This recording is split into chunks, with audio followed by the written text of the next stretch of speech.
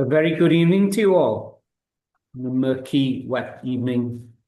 I'm in Aberystwyth here, and we've got two guests with us this evening. We've got Neil Perkins down in Pembrokeshire, and we've got Jamie Charlton over in Stamford in Lincolnshire. So, as the title says, reading partners, the story from them really of how they operate with Innovis, the good and the bad. So, we're delighted to have you with us tonight.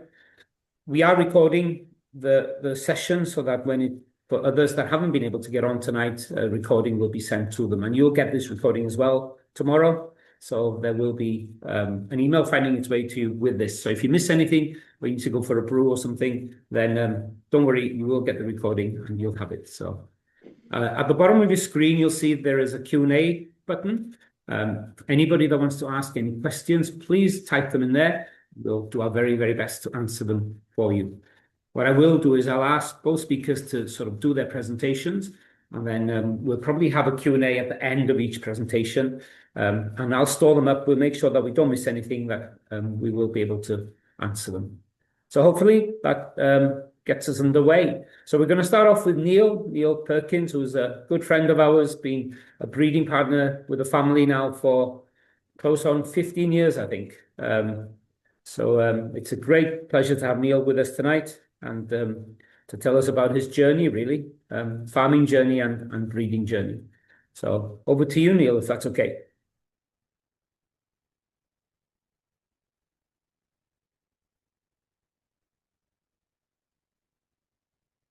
Good evening. I hope you're all well, yeah. So sorry, just getting used to this technology here. So thank you very much for the invitation to speak tonight.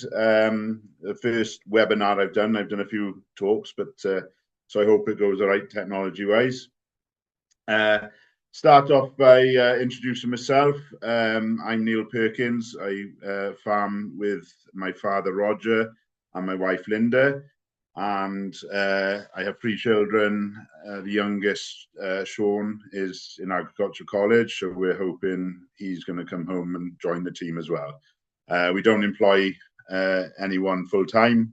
I just get occasional help in as and when we need it. So we try and farm the farm as much with sort of myself predominantly, Linda and Dad involved with the holiday cottages and the campsite a lot as well. We have 6 cottages and the campsite, so off farm, and the campsite's on farm, the cottages are off farm, so that keeps them busy a lot of the time. And then Sean, myself, and Linda then doing a lot of the work then on the farm outside that thing.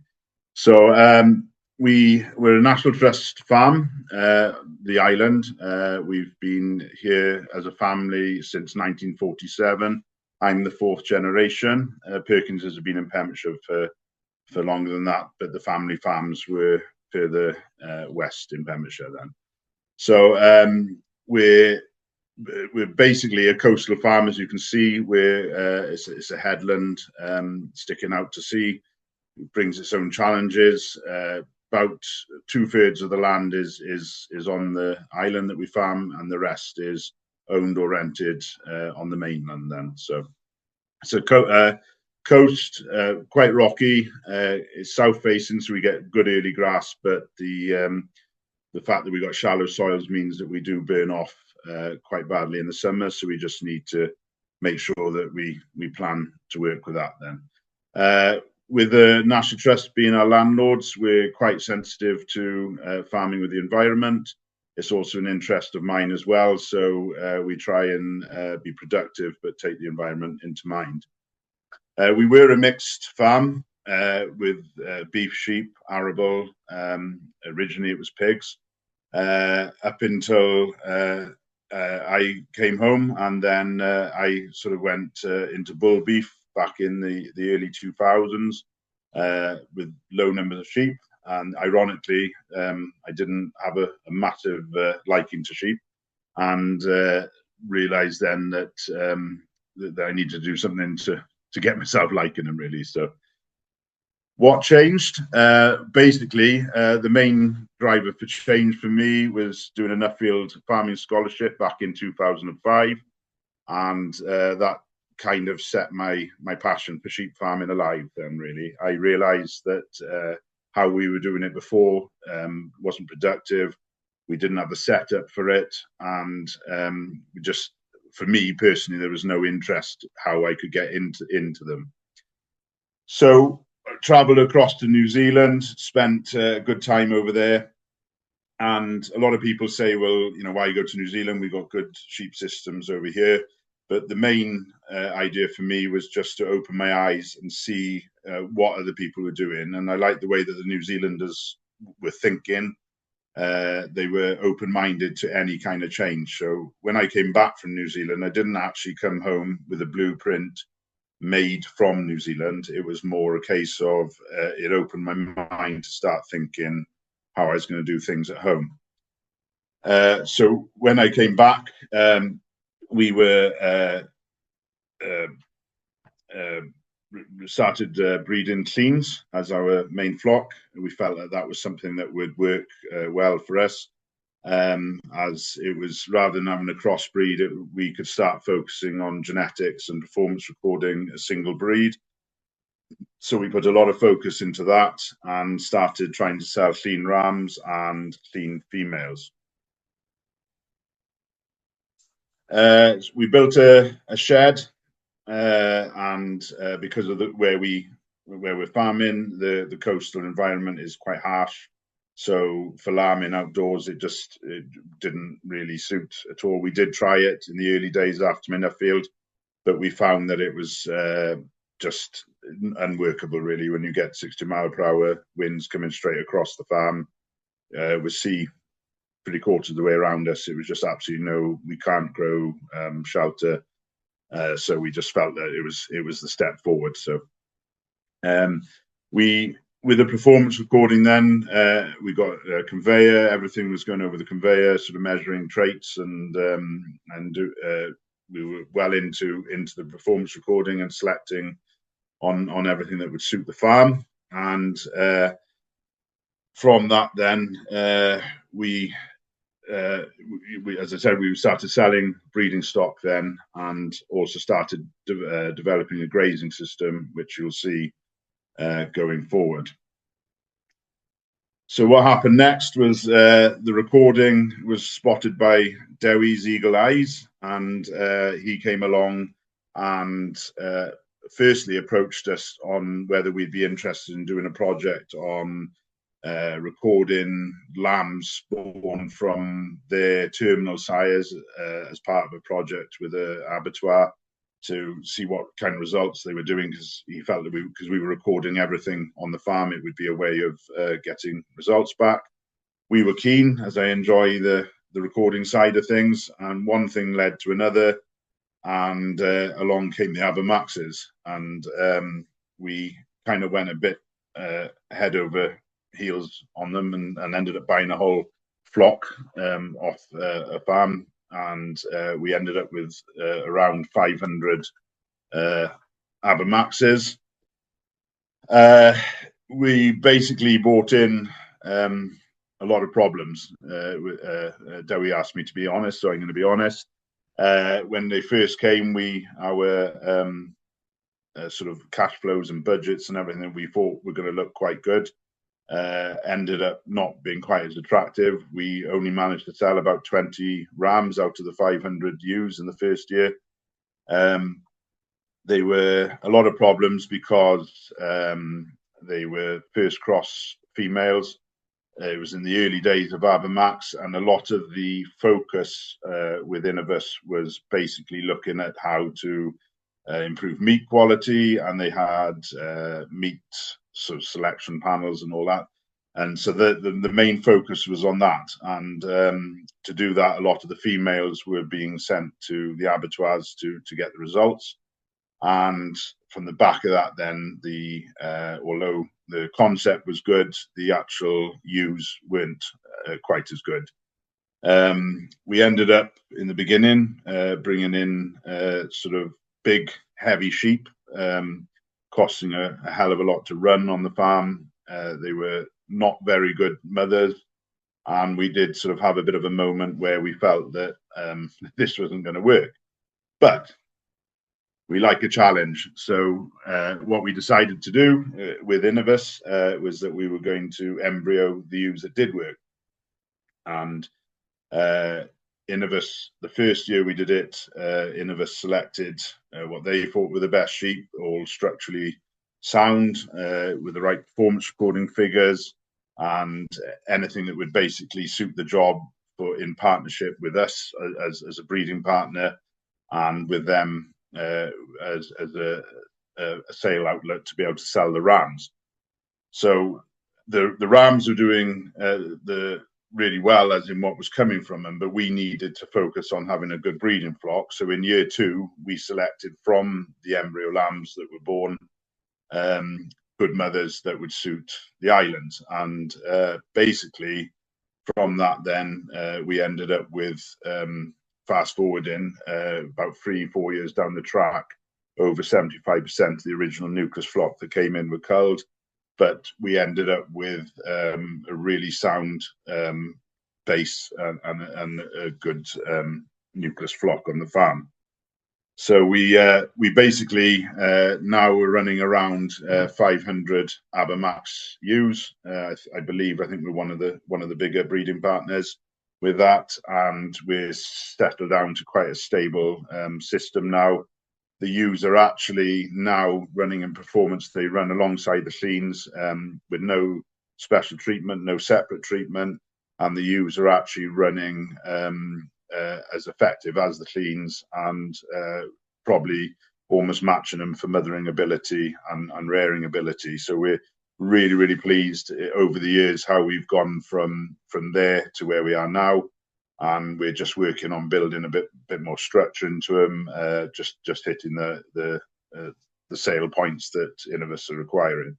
So from a negative, we've gone to a massive positive, and we're really, really pleased with what we developed. So our main ethos is that we produce rams. These are a couple of our stock sires, just after coming out from single sire tupping. One ram to 90 ewes.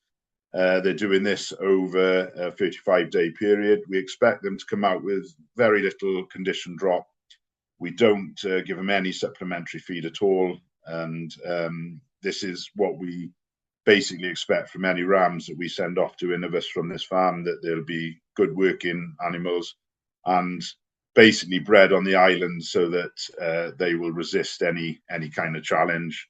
Quite a harsh environment. We're not soft on them, so they're able to do the job.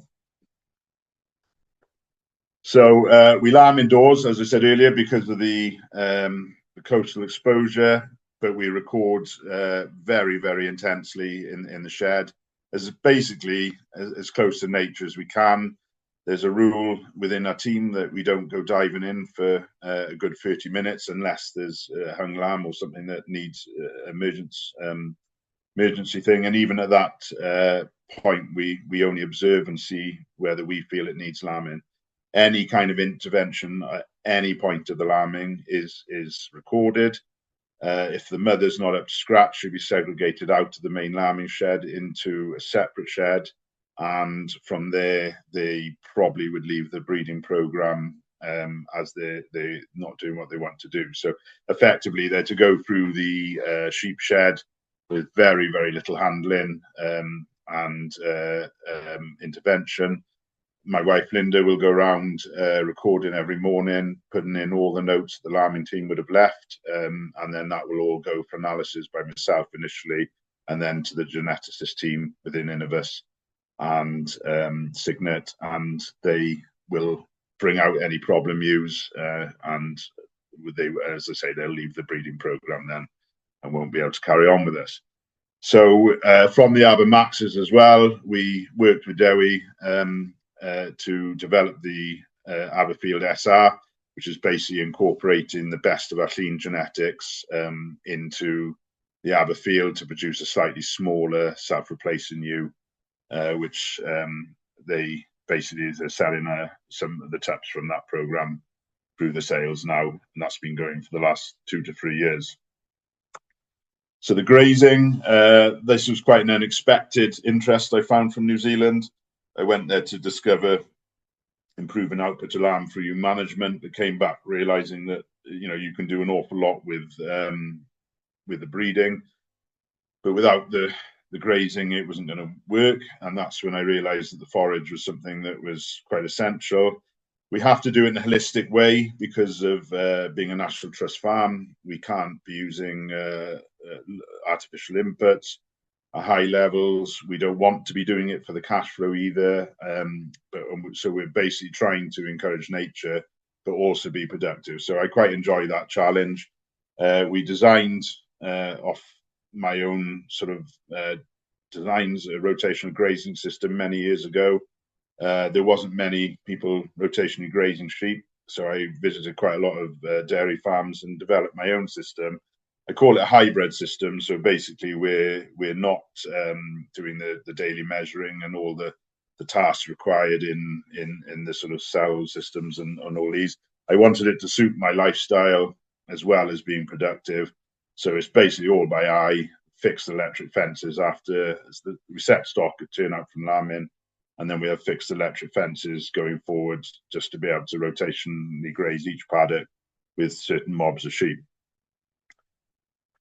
You can see here a basic example of mid-season where grass is out producing the grazing stock.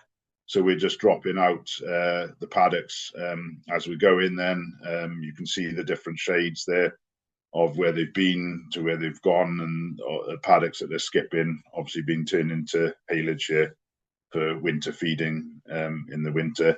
We're very focused on, even when the sheep are housed, on having forage that will go through the mixer wagon and try and reduce any sort of artificial bought in proteins. We try to fix it with the red clover silages and produce good quality to have to save buying in extra bits. And where are we at now? So we go. So utilization here is an example. As I mentioned, we do dry out in the summer. You can see in the background there the red clover out in flower. We try and leave it come to flower to encourage the birds and bees. In the forefront here, though, you can see I graze quite tough we're on a longer rotation by the time we get to the summer, so we take it down before it burns off or goes to head, but we do get quite a good regrowth coming back. An aerial photo from above, just showing what they're going on to and how they've come off.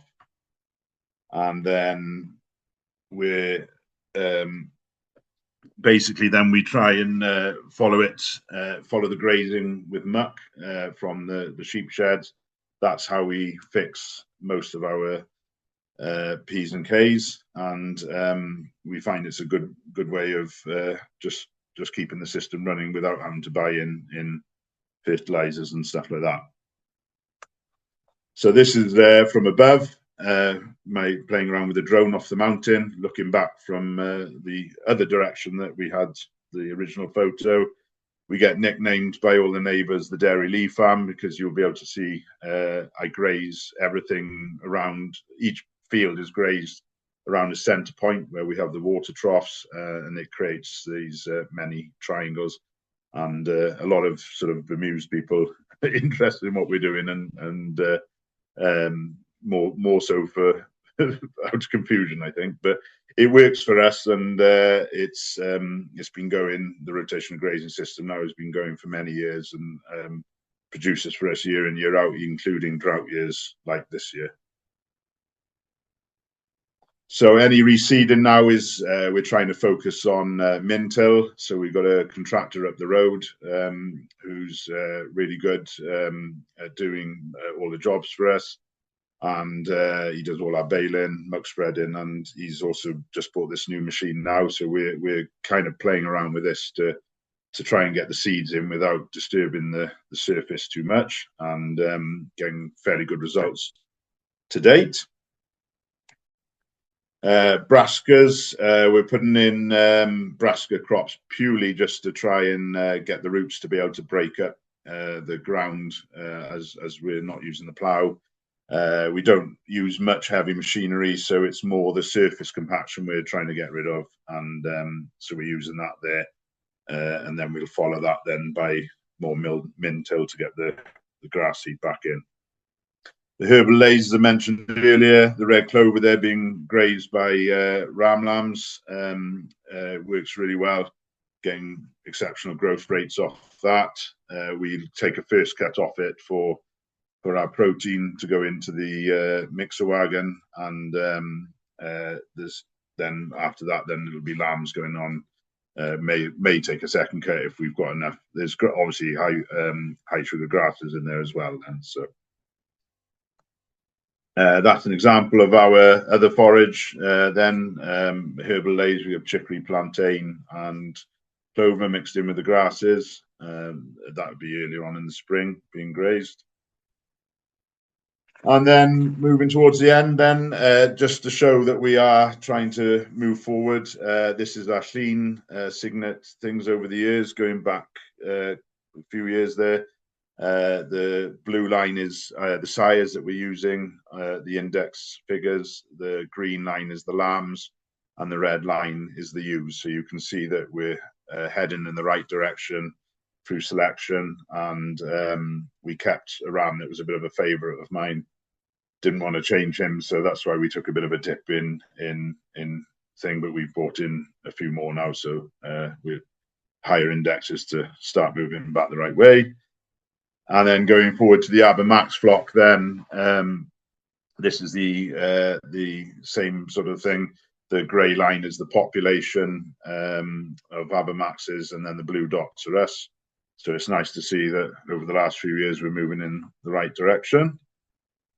And then last slide, then where we're basically trying to go in the future. We're very keen on education. We have school visits, colleges, young farmers clubs, and everything coming to the farm. So trying to just keep pushing what we're doing.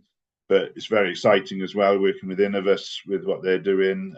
We do our own fetal egg testing and have done for the last 20 years.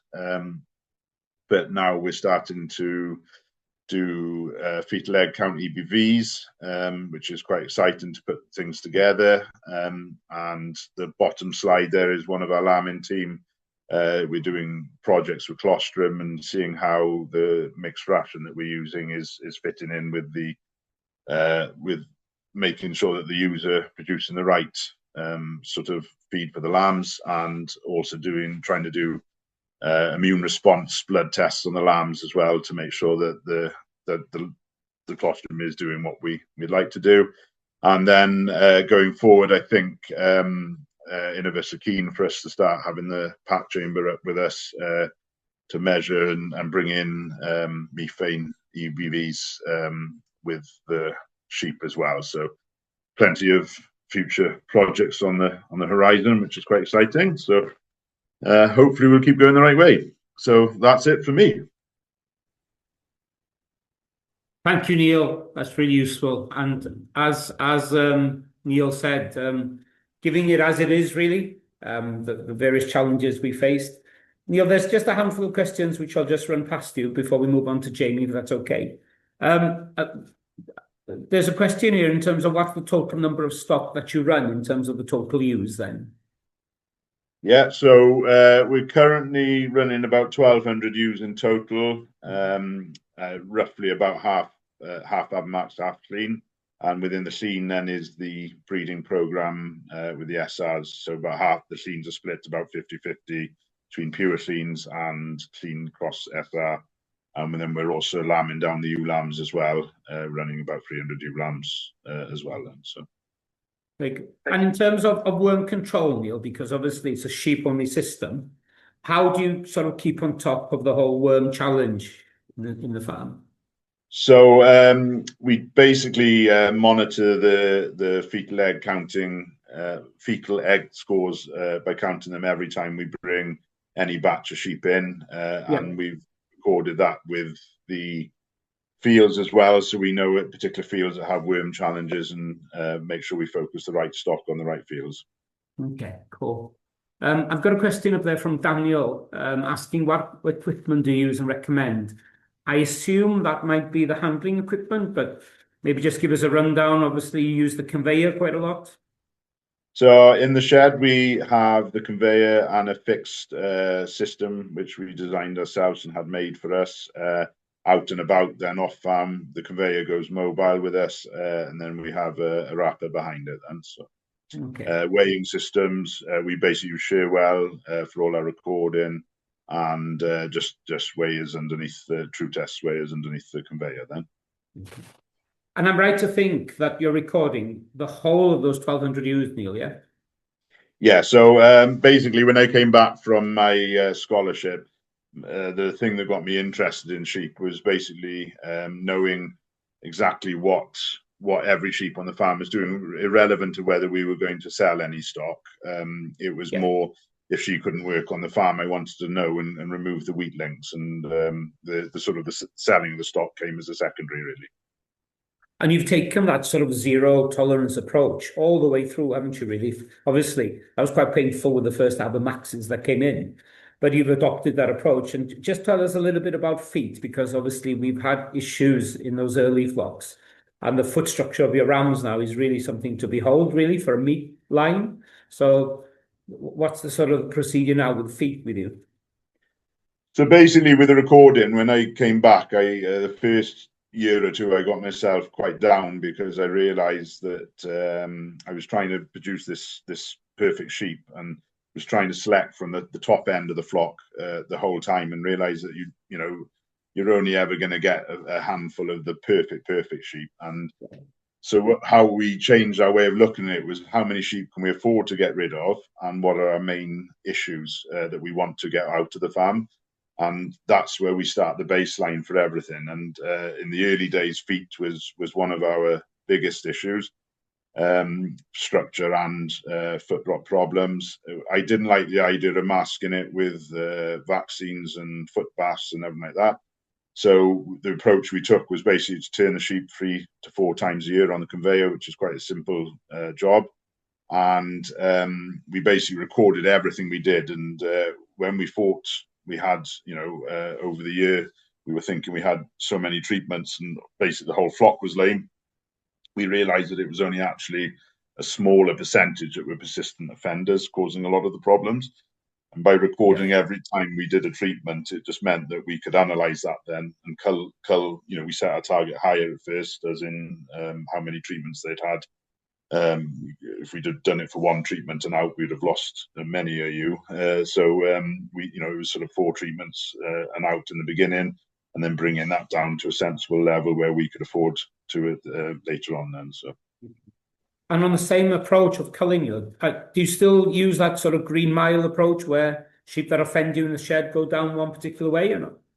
Yeah, so when I mentioned earlier about the removing them from the main lambing shed, the idea of that is that if you leave the problems in the shed, it can get the lambing team, it can drag them down their enthusiasm and everything like that. So what we basically do, because we have a color-coded disc system on the hay racks, and if anything gets flipped onto a red disc for more than a few hours, the red disc is removed from the shed into the sort of hospital shed, as we call it, and nicknamed the Green Mile.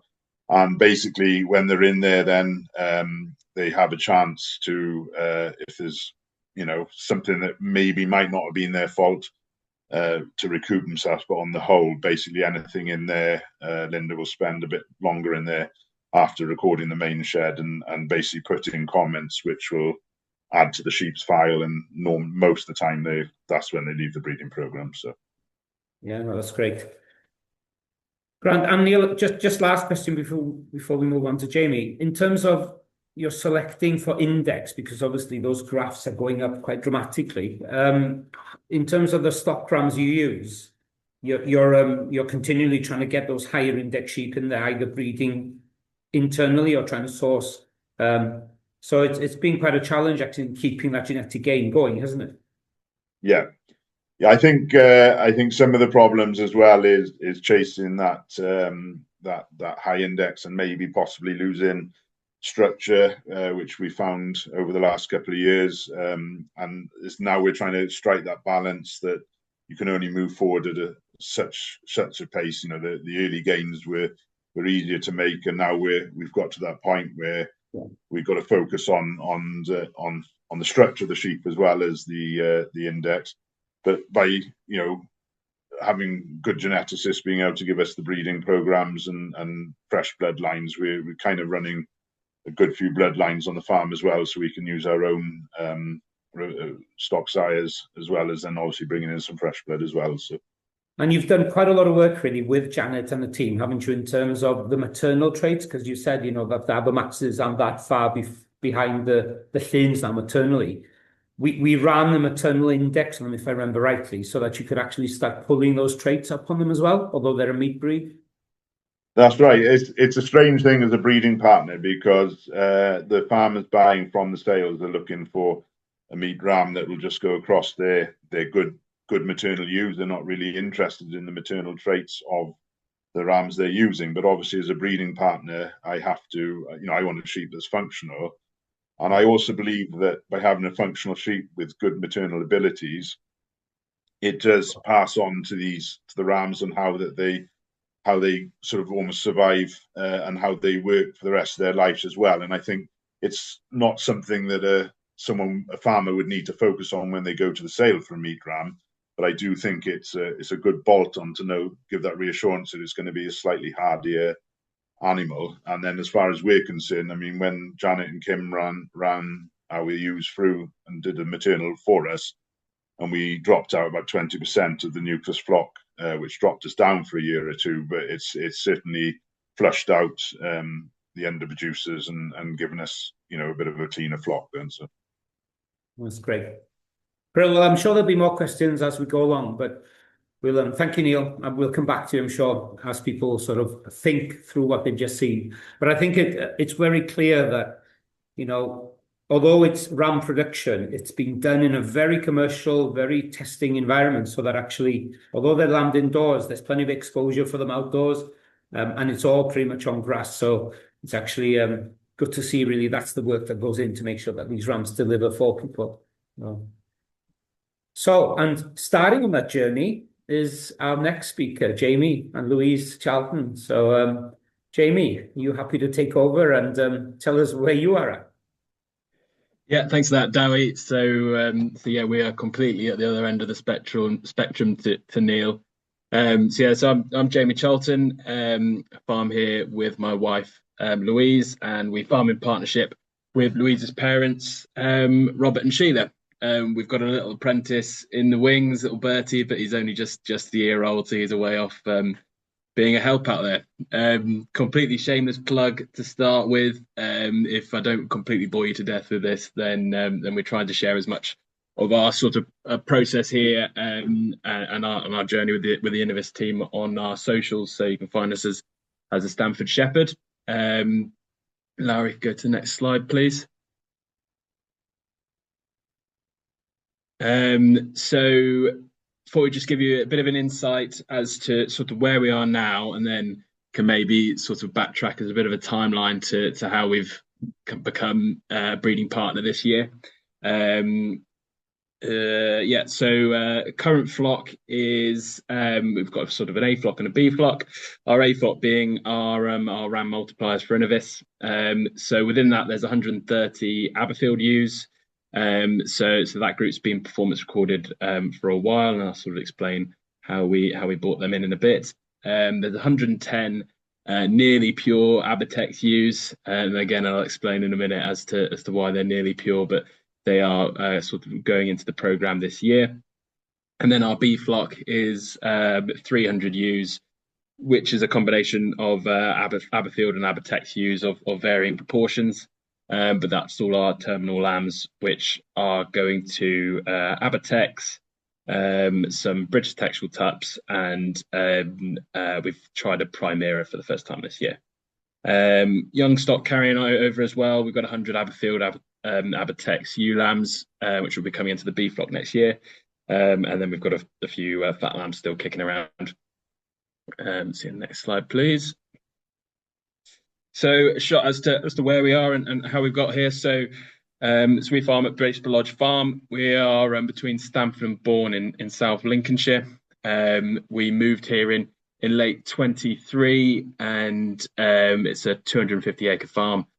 It's a very arable dominated farm area around here. We're only a few miles from the A15, and then once you're over there, you're well into the fens. So yeah, the farm had been an arable farm since the 70s.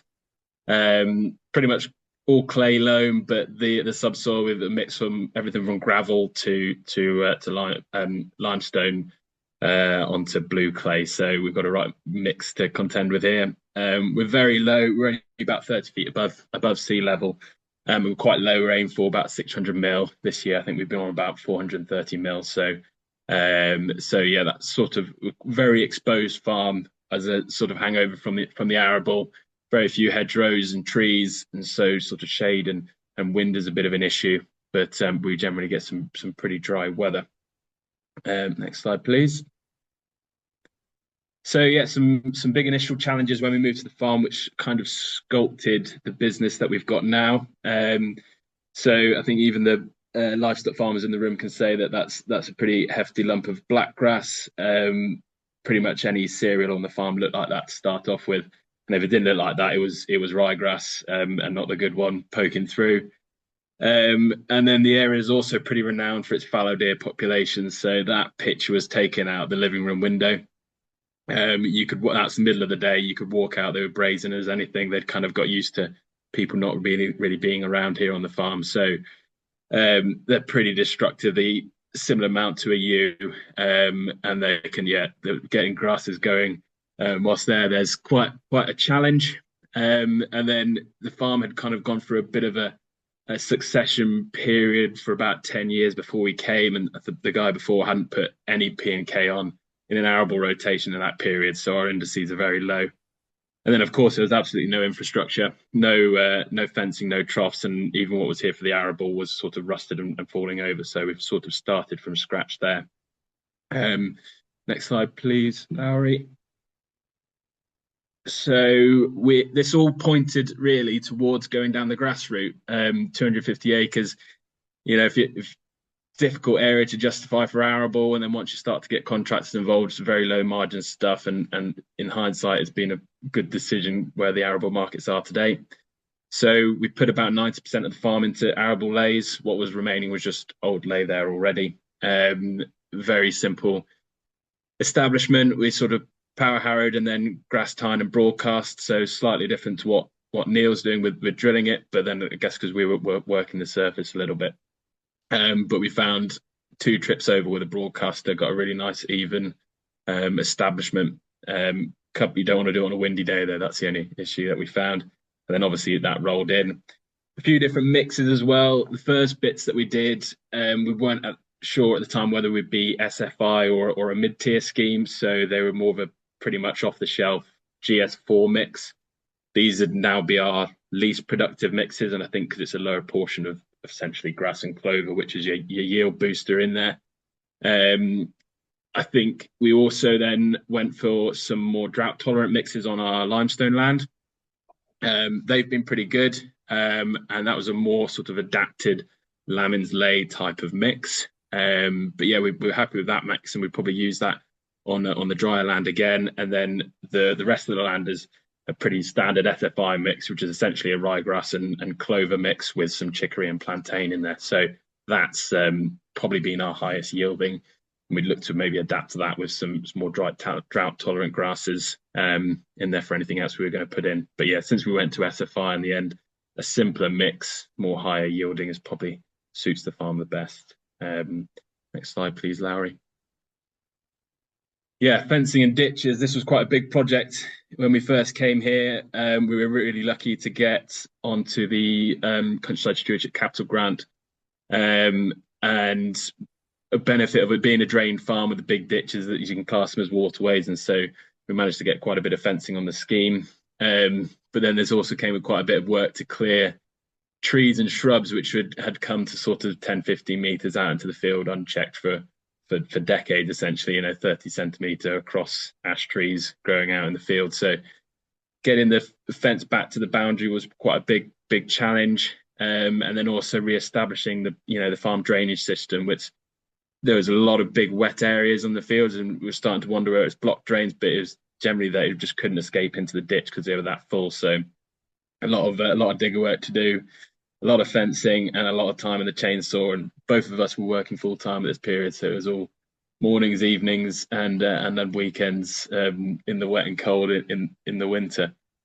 And then in our fencing, we sort of knew we were going down the rotational grazing route, so we've essentially put a boundary around the farm, split it into 4 main blocks, and then you can see that top line is steel wire on insulators, so we can run mains electric around the whole farm, which is really handy. Next slide, please. So then we got into sheep buying, which in hindsight, we rushed into it. This is December, January, probably should have, made some hay for that first spring and gone and bought some better quality sheep in the breeding cells, but then we might not have ended up quite here if we hadn't made those mistakes. So we bought a mix of Suffolk mules on the left there, the North Country mule crosses, and on the right, Scotch mule crosses. They're all in lambs Texels, all March lambing. We thought we were doing the right thing, but we did learn some hard truths on the way. If you go to the next slide, please. We had some feet issues, which we bought in, which sort of went through the sheds quite quickly. We housed everything in until the first lambing, so from sort of December through to March, April, which did mean that we could get on top of them quite quickly, and it ended up actually being quite a harsh culling process when we'd spent all our savings on these sheep and then ended up culling them quite quickly. Was a bit brutal, and we had scab as well, managed to go through them. So we learned a lot very quickly about sheep husbandry and how it can all go wrong very quickly, but again, it's all part of the process. So it meant quite a bit of quarantining of ewes when we didn't really have a very good building setup. So we ended up having to split them into lots of little groups. We lambed loads of different ewes into small stone buildings, which was a bit of a nightmare when you were sort of running around with 2 of us. And then we had some really good news mid-lambing, but it was a bit unexpected that Louise was pregnant. So then obviously our lambing team of 2 went down to 1, and it was a complete juggling act the whole way through. But we got through it, and maybe decided what was the right system for us in the long term. So next slide, please, Larry.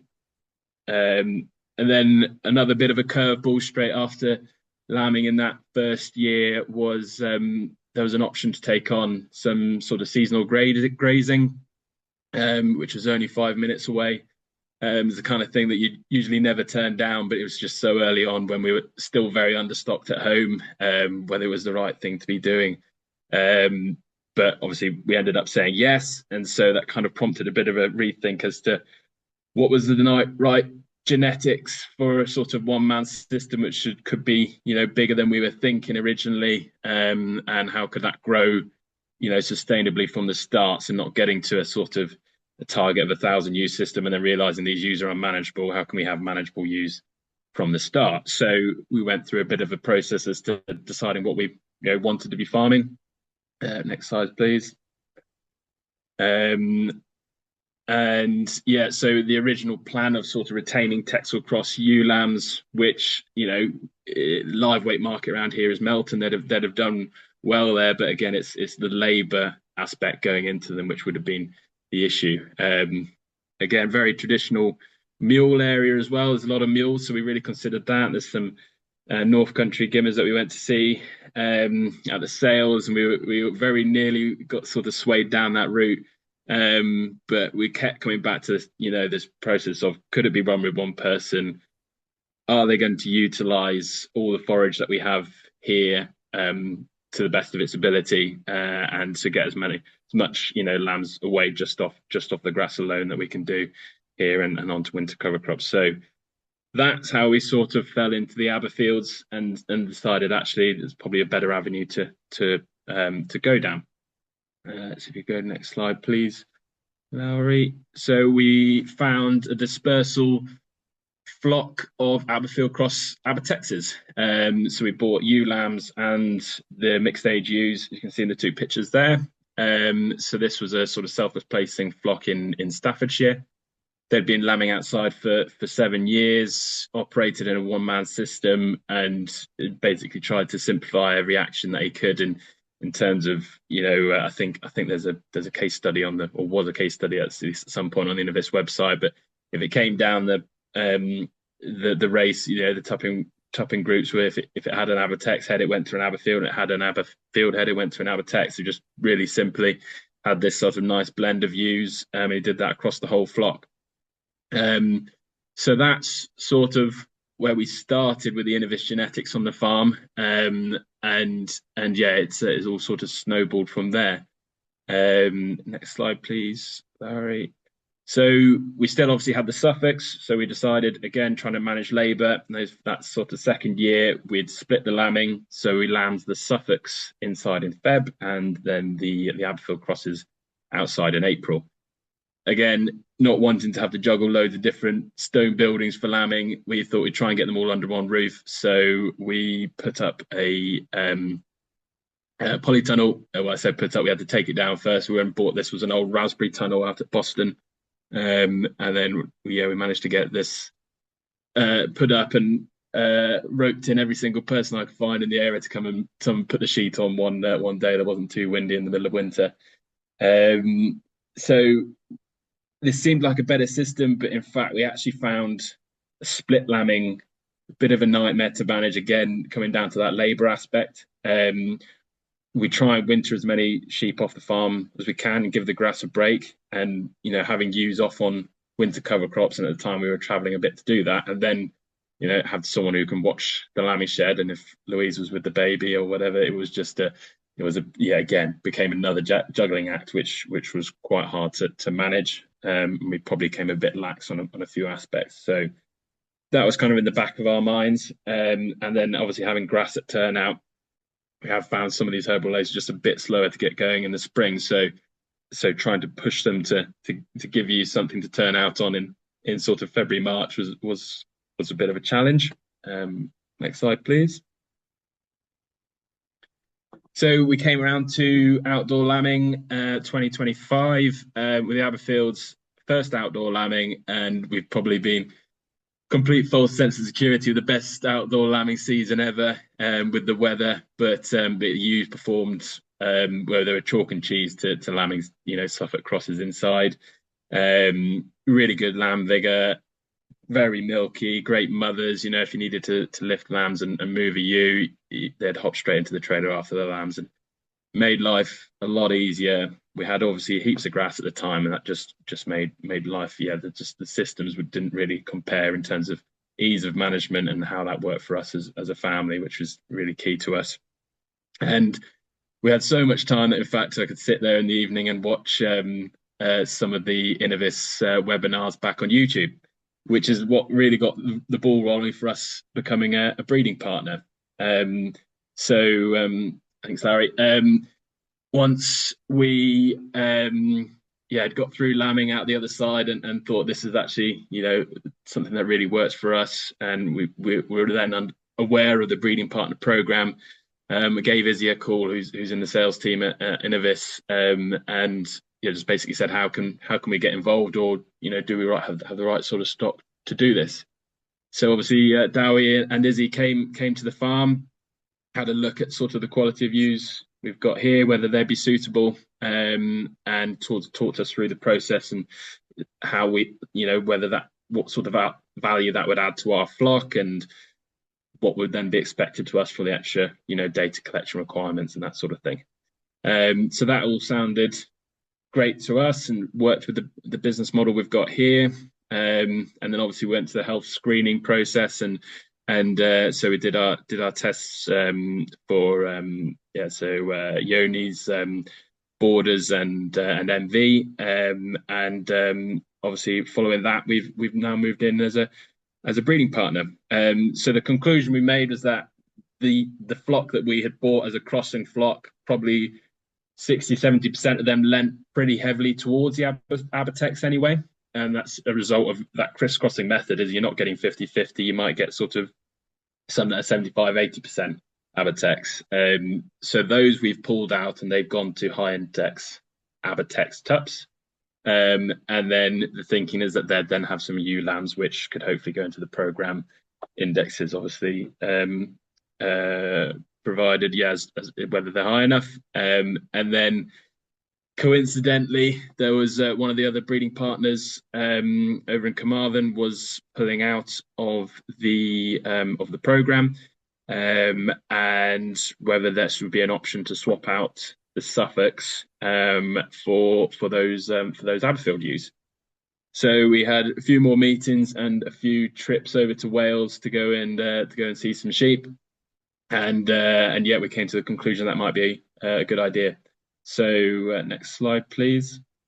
So the Suffolks went off in the breeding sales, and yeah, we swapped them out for the Aberfield. So we did have to take a bit of a knock on numbers to do it, but essentially this means that we can go straight into breeding tups for the 2027 shearling sales. So a bit of investment and time, but should pay dividends as we sort of progress. Yeah,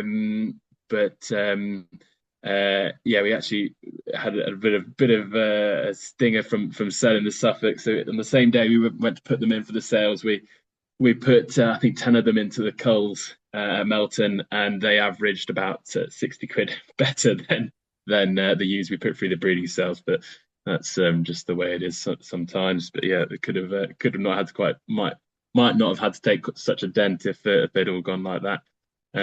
Next slide, please. All right. So yeah, fast forward then to tupping 2025. So obviously Innovis then sent us some really nice high index Aberfields and Abatex tups, a couple of each. That's an Aberfield tup there in the bottom left, and then we've obviously had our Abatexes, Texels, and this Primera tup out in our B flock. Purely, we originally were planning on lambing ewe lambs this year, so we thought we'd try the Primera as a really nice, easy lambing tup just to give it a go, and then we backed out on the idea of lambing those 100 ewe lambs this year. Just we thought we'd make sure that we can get the data recording process nailed in this first year of lambing for Innovis, and if we were going to have issues, it would be with ewe lambs. So to try and keep things as slick as possible this first year. But really interesting to see what his lambs look like. I think he definitely put on weight whilst tupping. He was tupping on cover crops, but yeah, he definitely came off looking bigger. So next year I'm gonna weigh them, definitely weigh them before pre-tupping and after, and see what happens. The Texels we're using are just a hangover from the Suffolk system, but we've got them here, and it was just not moving stock around this year, so we'll give them another go this year. And then our first stage of data recording for Innovis. So the Aberfields, also pre-tupping weights and body condition score. So the Aberfields averaged 77 kilos and a body condition score of 3.4. And then the Abatex is just a bit heavier at 81 kilos and the same about 3.44. So bang on sort of where we wanted to be, and sort of what Dewi was saying he wanted for the Abatexes. Some of them a bit more size to them is sort of what we've tried to pick out for that group. Next slide, please. And then yeah, we're into winter grazing. Hopefully we're nearly on the back end of it. It feels like a bit of a marathon, but like I said earlier, we're trying, if possible, to I'd love to have the farm empty here from November and just give the grass a real break. Particularly these herbal lays don't like being grazed too tight when you get some cold weather. So we, like I said, are in a heavily arable area, so that does give good opportunities for getting sheep onto cover crops, and then particularly with the SFI scheme that's come on in these last couple of years, we've been able to benefit from that. So a few different mixes we're looking at here, which are the sort of typical ones we've been on this year, working sort of right to left, a bit backwards, but that would be a more sort of Phacelia, vetch, clover, and volunteer cereal mix. We went onto them early. They were so thick, we thought, oh, this is fantastic, we'll maybe get a couple of grazings here, which again, probably a bit naive. And what we tend to find is because the ruling with the SFI mix, you've got to keep a green cover. So we'd graze sort of 50, to 70% of it off, try and leave it a nice green cover over the soil. What you tend to get with that sort of Facelia mixer is once they've been over it and trampled it a bit, and particularly if you get any cold weather after that, then it just goes black and dies. And so, and similarly, like we found with the mustards in the middle picture. So I think learnings from that is to try and leave them your sort of non root mixes as well, and to as late on as possible, all of our SFI mixes as late on as possible to go on to, because you can't really trust that they're going to stay green even if you leave them green when you leave the field.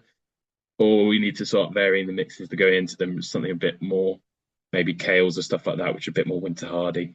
And then we've tried to save our more turnipy mixes for our lambs, which we're onto at the moment. And again, we've had some fantastic turnips. That the hard bit seems to be trying to not turn it into what is typical of what you'd expect for sheep on turnips over winter, as an absolute mud bath, and keeping soil as the sort of focus rather than keep utilization. That's keeping the landlords happy, is making sure that we've essentially, you'd much rather see turnips left in the field than a big old pigsty, basically. Next slide, please. And so now that's the end from me. Thank you very much for listening. And like I said, if I haven't completely bored you, then you can keep up with what we're doing on our social media, Stanford Shepherds. So, any questions from Dewi? I'm sure. Thank you very much, Jamie. That's really insightful. We do have a few questions come through. Jamie, there's a question here saying, what were you doing before you came to this farm? Yeah, that's probably something I should have cleared up. So a combination, both obviously. So Louise grew up on a working farm. They're based up in South Yorkshire. Sheep is new to them, so they're pigs, cattle, and arable. I grew up in Devon, and so there's very heavily beef and sheep area. So I worked on farms growing up, and then I sort of went a bit wayward and transitioned into biogas. I worked in renewables for a good few years, and then had a farm consultancy role up in Yorkshire. I used to work for GSE Grays, so the sort of hybrid land agent sort of type role. So it all pointed us in the right direction. It really gave us some good insight into how to use the schemes, which has been essential for getting us going. The cash flow wise, having that SFI payment every quarter has basically kept us afloat. We'd have really struggled to get going without that, and then we'd still be on a lot of electric fences if we hadn't had the capital grants as well. So that's probably the best thing I took away from that scheme is to make sure that we're making the most of these. Oh, and then obviously all our equipment as well. We've just again a Combi clamp on all the FETF grants and stuff like that. So it's all teed up the same. And Jamie, you have mentioned it, but because there's so much interest these days with arable farmers to build fertility back in with the golden hoof, you kind of mentioned the fact that you don't hammer things to the ground, that you leave some bulbs behind. But what do you think that the secret is for people when they want to try and go into those relationships when there are crops available? How do you get to that sort of understanding? It's a part of what we're trying to do with our social media, is to kind of show how we're managing it. So if you've got a farmer who's tentative to say, look, this is what we're doing, developing the relationships, partly I'd say because, like I said, it's been a very arable area, and even where people have been doing cover crops, they haven't really been grazing them because there hasn't been the people in the area that want to graze them. So actually there's been a few people it has been banging on the doors of neighbours. I mean, our surrounding neighbour there's cover crops. There's about 200 acres of cover crops which surround our farm at the moment, and it's a really slow burn to try and convert him that sheep might be a good addition, and we're not going to wreck the land. And part of that as well, a big part is going to be the variety selection, and again, that's got to fit into their rotation. So that's not a one size fits all. We've seen probably the best soil management when we leave the field from quite high cereal mixes, because that almost acts like a sort of grass base and gives a really firm, even if it's quite wet soil, can leave a really sort of firm picture afterwards. then you start getting the issues of, well, is that a take-all break within the arable rotation and those sorts of things. So, and then also, is it going to be hard enough to provide much feed late into the winter? So we're probably now trying to err towards a few more brassicas and that sort of thing. But then, is there rape in rotation? Do they want to be growing rape in the future? So it's about having a pretty broad, open mind as that there could be loads of different solutions to that farm, but we very much want to leave it in a condition which we want people to do here is the key, and people and getting that sort of reputation in the area that we're not just going to kind of pillage the land for our benefit. Yeah. Now, both of you have mentioned biosecurity or disease and issues, really. I know that obviously, Jamie, you had crossbred ewes, and part of this was screening those. And I know Neil takes this very seriously because he lives on an island nearly, so he can have good biosecurity. But in terms of what you've seen, well, if I jump to Neil for a minute, Neil, in terms of your biosecurity, you put a lot of emphasis on making sure you don't bring disease into the flock, don't you? Yeah, definitely. I mean, one of the things we learnt before we got right back before my Nuffield scholarship really was we were buying in a lot of sheep from marts and different things, and it doesn't seem to matter what you were doing if you were going into things blind. Doesn't matter how hard you were working at home on your farm, you could just bring in all these problems, and it was one of the first things really we addressed and stick to that real strict. And a part of being a breeding partner is being able to assure all your stock leaving the farm is clean of tested clean of most of all the diseases out there, and we try really hard and quite strict on that policy then. Yeah. And Jamie, in terms of yours, when you're actually going onto these cover crops and stuff, I suppose because there aren't that many sheep around, you've still got biosecurity with those, have you? Yeah, they'd very rarely be even near other sheep, to be honest. There's a few times that maybe be a field away from some, but we've probably seen more things picked up from rented grassland, I'd say, because you're going on to a lot of land which hasn't seen stock for a lot of time, that we found grazing. So obviously we pretty much virgin land here. Everything that's come onto the farm here has been Zolvix and quarantined when it's come on, and then we've still this year saw some worm burdens coming up in the lambs, and the only place we can really see that coming from is that's been ewes which have been on the grassland and then pick that up and come back here. So yeah, it's actually the more that we can get onto sort of land which is in arable rotations, and whether that's putting grass into arable rotations, should be massive for sort of controlling those burdens going forward. Yeah. And we've got a question come back in, which is taking us back to the cropping. And Daniel's asked the question that he finds it hard getting access to winter grazing in Lincolnshire. Really asking for what advice would you give someone trying to get into it, as a lot of arable farmers in Lincolnshire aren't keen on the whole idea. Yeah, I mean, my advice is just go bang on the door. That's what I tend to do, and you just got to be really brazen, I think, as to just be confidence. Just go on. Just if you're driving past the farm, you see some cover crops on it, I'll swing in and just go and ask. And a few legs of lamb around Christmas time dotted around the countryside seems to help. But access, I mean, there's various farming pages now which are really handy for Facebook. So just chuck as many ads on that sort of thing as you can. Just be confident. Just go, and the worst thing they can do is say no, or maybe next year. So there's been a few times when we've gone in and people have been and said no, and then that's turned out as a phone call the following year. So definitely just go and ask whenever you see them. Yeah. Okay. And similarly, there's a question: is what is the ideal price per head for the crops? Do you pay on a per headage basis, Jamie, or not? Yeah, we pay on a headage. it's a toss up because you could get it really cheap here, because there isn't the competition. But at the same time, I really feel that if it's not worth doing for an arable farmer, then they won't do it. So at the moment, we'd be paying around sort of 50p for a ewe, and 45 for a lamb. And that's you providing all the fences for that and access to water, yeah? Yeah, we do the works. Okay, yeah, fine. Cool. In terms of strategy for the businesses, I'll start with Jamie, I'll come to you then, Neil. What's the next step really in terms of growing the farming business? What do you have in mind? Well, get the numbers up. That's key.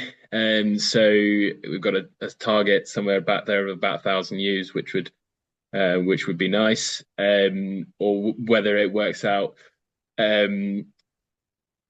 less ewes and maybe some cattle on the farm at some point once we've, if we can get a shed up or something like that. But yeah, very much just try and optimize what we're doing for the sheep. Try not to spread ourselves too thin by taking on another enterprise until we think this one's really singing. And I think that's the kind of way we've looked at it. There's all sorts of things you could be doing at the same time, but then, are you doing two things badly and one, before you've done one thing really well? Sure. I think another option for the sheep would maybe be meat. Stamford's quite an affluent area, so lamb boxes would sell really well around here. But it's a toss-up. Maybe once Louise has got more time on the baby, but we'll see. Absolutely. And Neil, you mentioned that Sean's one of the children's destination, possibly home. Does that mean that Neil's going to go fishing, or is there what's the plan for the wider business, Neil? You've also got diversified. You've got a good number of cottages and campsite, haven't you? Yeah, so obviously because the main farm is National Trust. We basically bought a small holding up just 3 miles up the road, which Father developed with Linda, the holiday cottages out of the old barns, quite a tourist area by Newport. So that's a sort of the sideline. So obviously we have that to focus on as I go forward. Hopefully Sean may take an interest in sheep. At the minute he's still a tractor boy, but we hopefully convince him that it's the way forward. But really, I mean, the journey with the sheep flock has been quite an exciting one. Like I said, in the big early days, we had the challenges, which actually, although at the time sort of was a bit nerve-wracking, but it was a really exciting challenge to take on, and just to be able to now work with the flock that we've worked on over the last sort of 10 years to get to where we're at. It's one of those. It's very tempting to see if we can go out and get more land and get bigger and this, that, the other. But in actual fact, sometimes I think you're better off just focusing and keep moving things in the right way. And like we mentioned with the pack chambers and all these changes ahead of us. Our landlords, the National Trust, have got set a challenge to be net zero, and have asked us to make a few changes on the farm to incorporate more environmental things. So really, it's sort of looking at the new challenges, and the way we go forward in the UK, I think, has to sort of be adapting to these new missions that we're required of us, as well as trying to be profitable. Yeah, and I think you've great example, Neil, where you've been up to some very big numbers of sheep at different stages, and you've sort of brought it back into what's probably the sweet spot for the farm, haven't you? And that takes a bit of time to find that, doesn't it, quite often? I think so. I think when a system is running well, it's quite easy to look at the figures on a spreadsheet and think that by multiplying those figures will just go up per se. What we actually found in the long run is that if you're really keen on what you're doing and you're doing a good job and returning reasonable profits, sometimes you spread yourself too thinly and you actually end up giving yourself more work with less overall margin. And that's where, as you say, the sweet spot was just putting it back to what we could handle and do properly, really. And I think there was a good few lessons learned over the years. Yeah, I've got a question here that's just come up. Because obviously you've got quite an exposed farm and everything's grass-based, How do you deal with minerals and trace elements on the farm? Yeah, one of our big bugbears has caused a fair few issues over the years. We've done a lot of trials with all sorts of different things, boluses and stuff we put on the surface of the grass, and all worked in different situations and different years with different weather patterns. But the one we've basically come down to now is by testing the grass, having that analysed and finding where our shortfalls are, and working with Chris Williams, our nutritionist, with the minerals. You know, he's developed just that a lick bucket, which isn't the cheapest way around. But what we found is when we first started putting them out, the stock were going crazy for them. But they sort of self-stable on that then, and that's pretty much addressed everything we need to do now. So. Sure. And in terms of the shed itself, I mean, you said you focus on quality silage. Do you use that as clamp or bales? How do you do the silage? So basically, because of the grazing system, we're taking cuts off all through the season. We try and get everything off because we dry out opposite to Jamie in a way. I mean, our rainfall this year is absolutely colossal. Well, it's the end of last year and it's the start of this year quite wet as well. But we do dry out in the summer, and with only a lot of the farm, probably only about 3 inches of topsoil, we have to make sure we get our conserved forage off when we've got that surplus, and it's having that balance. And so it's bales basically we use, and then we analyze each stock and formulate a diet with the forage to make sure that it's increasing up towards lambing with what needs to be in there then. So, and I know you took a lot of put a lot of thought into developing your sheep shed and how you feed, because I don't know if people remember back of seeing that slide. You know, your feed passageway in the shed is very narrow because you can actually push the ewes back with the gates and actually feed with a feeder into that barrier, can't you? Yeah, so the cost of building the shed and the space we had, we worked out that the centre passage would end up losing 200 bed spaces. So we developed it that you can lock the sheep back, drive down, you know, because the bedding's so dry. We drive out down there with a tractor and mix a wagon with a conveyor on, and it just fills the centre bunker. So they're basically folded back for about half an hour a day, just while we do the feeding and bedding, and then they're let back out then. And lambing time, the lambing pens are at the back of the shed then. So there's when we put them up, that creates a passageway so we can access the full circumference of the shed then. And how often do you have to fill that bunker up then, the passage? Every just only once a day then, every 24 hours. So the food's in front of them, because we measured the bunker that they can go nose to nose. Okay. We only have to there's food there for them 23 hours of the day basically then, so a bit of a sweep up in the morning and away to go. Yeah.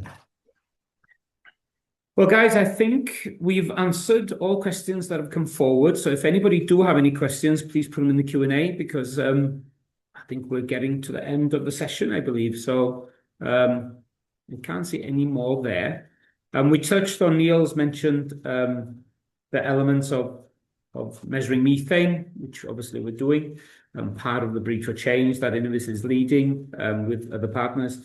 The outcomes of that project will come out with us now in May, where we will actually be rolling that out commercially. So I think the next webinar we've got is on the 3rd, of February, so a fortnight tonight.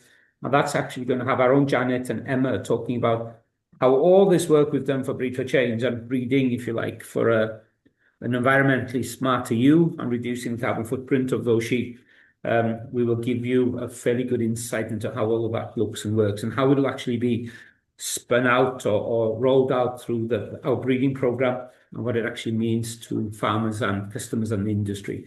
So that's the next webinar, which is on the 3rd of February, which is the Breed for Change one with Janet and Emma. But as there are no other questions, I think we'll probably pull this evening to a close. So huge thank you, Neil, and you, Jamie. Very different systems, different parts of the world. both very, very good operators in terms of how you're looking at your businesses. Neil's got a wealth of experience in terms of how he's tweaked Dinas Island to be what it is today, which is quite a showcase, really.